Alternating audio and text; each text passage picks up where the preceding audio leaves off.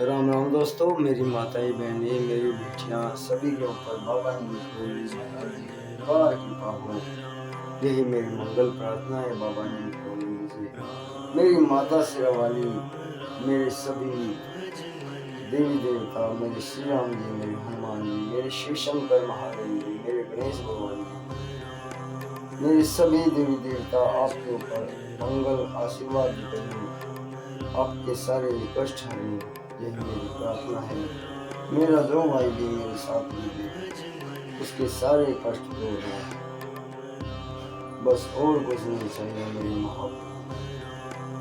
जय बाबा नीमकरोली महाराज।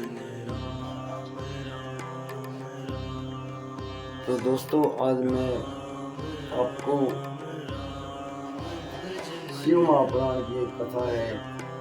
इसमें सूत जी ऋषियों से कहते हैं कि आप हमें यह चरित्र बताने की कृपा करें कि गंगा जी प्रतिवर्ष बैसाख शुक्ल सप्तमी को नर्मदा नदी में किस लिए आती हैं।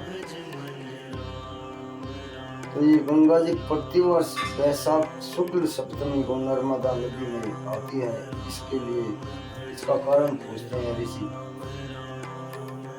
सूत जी ने बताया कि हे ऋषियों, एक ब्राह्मण था, उसकी पत्नी का नाम ऋषि था।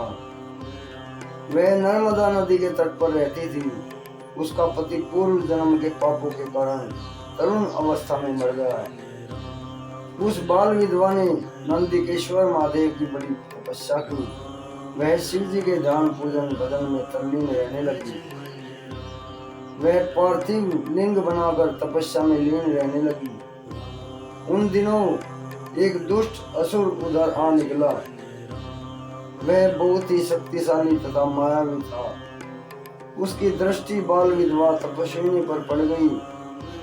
वह उसके रूप पर मोहित होकर तथा उसे तरह तरह के प्रलोभन देने लगा। उसने कामांध होकर अपनी वासना की तृप्ति के लिए उससे कहा कि तपस्विनी ने उसकी ओर देखा तक नहीं। अब उस असुर ने अपनी माया द्वारा डरावने रूप दिखाने प्रारंभ कर दिए और उसे पकड़ने के लिए दौड़ा।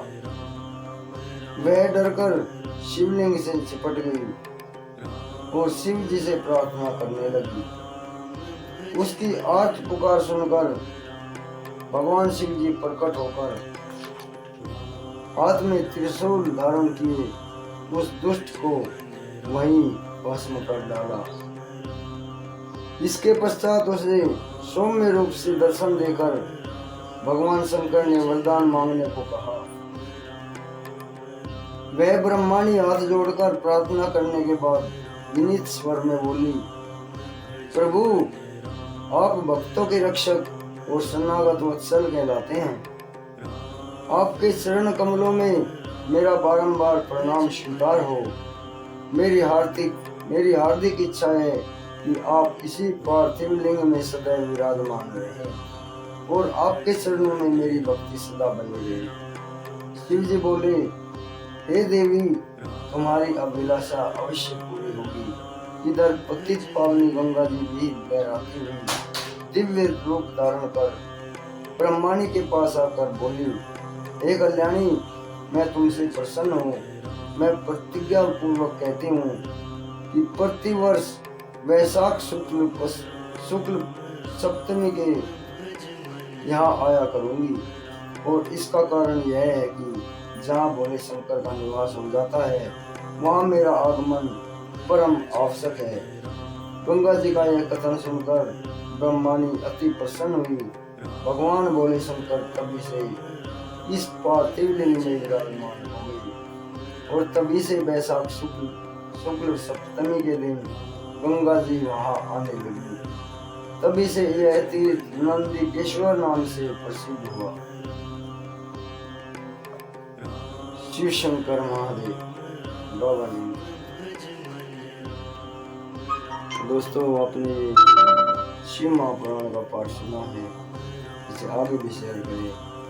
शिव महिमा आपके ऊपर पार कृपा बरसाए। नंदिकेश्वर महादेव। जय शिव।